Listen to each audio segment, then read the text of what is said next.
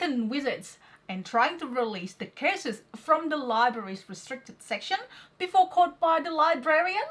This is Wizard Kittens. What is it about? In this video, we'll show you the overview of the game, and if you stay tuned till the end, you can decide whether or not this game is for you. Coming up.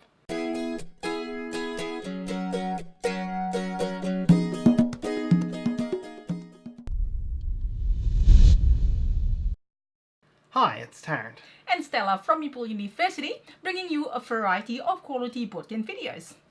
In this video, we're going to show you a preview of Wizard Kittens, a game from Brendan G. Conway, Marissa Kelly, Mark Diaz-Truman, published by Magpie Games. Now, let's get to the table. To be released in 2019 via Kickstarter, Wizard Kittens is a quick-playing symbol-matching card game with a twist.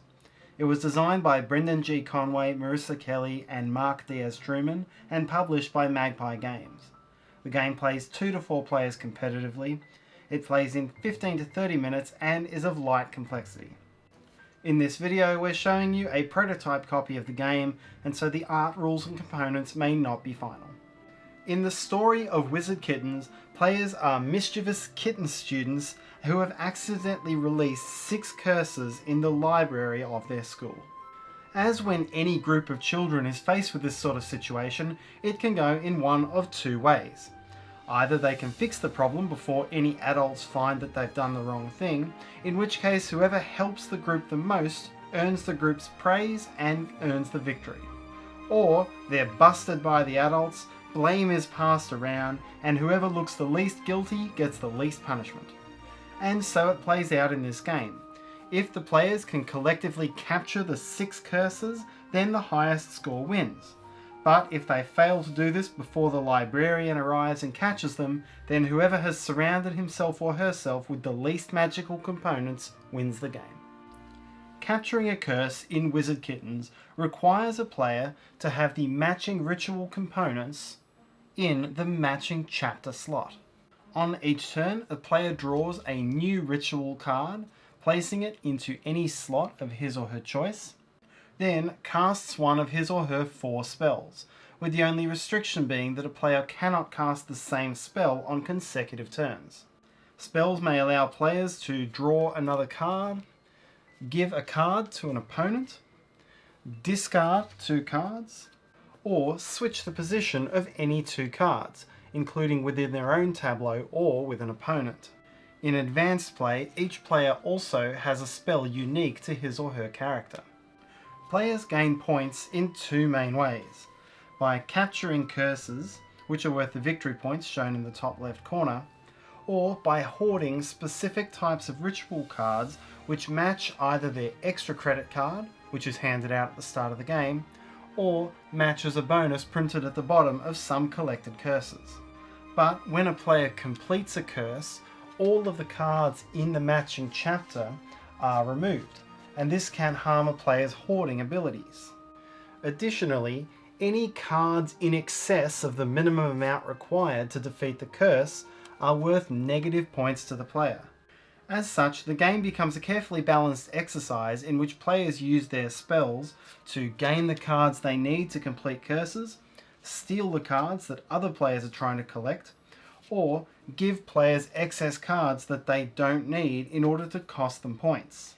In an extreme case, players could even use their spells to force an opponent into completing a curse, which will make them discard a whole lot of cards they were trying to hoard and turn some positive points into negative. If all 6 curses are captured, then the player with the highest score wins.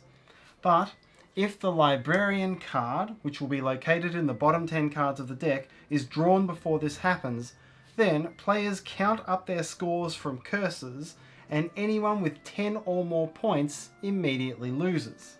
From the remaining players, whoever has hoarded the fewest total ritual components wins the game. As such, a player trying to win this way will be trying to extend the game, won't be helping with curses, and will be using spells to get rid of cards rather than gain them. And opponents may try to use their spells to give them cards that they don't want. As such, Wizard Kittens plays quickly but offers high interplay between players with strategies that can shift mid-game. Players who are chasing the same endgame objective as each other need to work at least semi-cooperatively to ensure that their endgame trigger is met. And all players can work together to prevent a runaway winner. All information except for a player's extra credit card is public, and so this prevents arbitrary dogpiling of players. And that's the overview of Wizard Kittens. We hope that you enjoyed the video and we hope that it helps you. At the time of filming this video, Wizard Kittens has just finished its Kickstarter campaign with over 4,000 backers. There is still a chance to get this game, and we'll put the link in the description below so you can check that out. If you'd like to have a feel of how the game is played, we also have a playthrough video, and you can check that out also via the link in the description below. If you enjoyed this video, please let us know by hitting the like button or write your questions or feedback in the comment sections below. You can also join our Facebook group, Meeple University Community, to share your love of board games. And finally, if you'd like to be among the first notified on what's new from Meeple University, please consider subscribing to our channel. You can click on the Meeple in the corner to do so, and do hit the bell button for notifications. Until next time.